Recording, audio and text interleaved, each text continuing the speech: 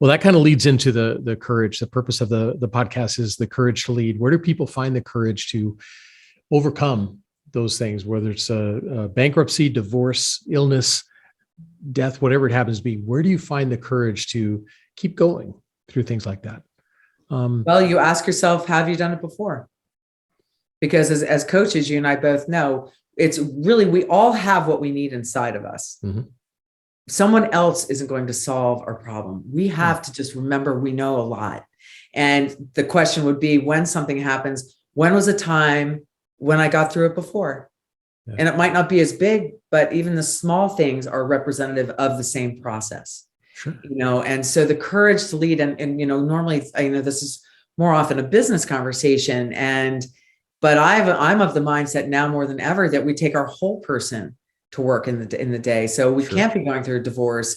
We can't have a sick child. We can't have a parent we're caring for and expect that not to come to work with us. Oh yeah. And so being the human aspect, which I believe COVID is really going to end up showing, is our humanity is really important now. And we really have to embrace our imperfection as being perfectly imperfect, that there is no, the courage to say, I'm wrong. The courage to say, I don't know how, to admit weakness. It's fine. It's actually powerful. So. Sure. Yeah. And the courage to like you said, to ask for help when you need it, because you're right. We get through things. They could be small things. But we've learned that from observing people around us get through similar type things.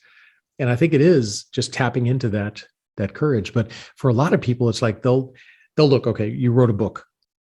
That's scary for some people. For you, it was something you had to do, you wanted to do, you did it. But for somebody on the outside looking, it's like, takes a lot of courage. Yeah. Did you feel, did it take takes courage? A lot of time. Well, yeah, definitely. Well, I have to say of my book, and I think of many people's books, because mine's a memoir, right? So it's a story that I had to give birth to this. It wasn't going to go away.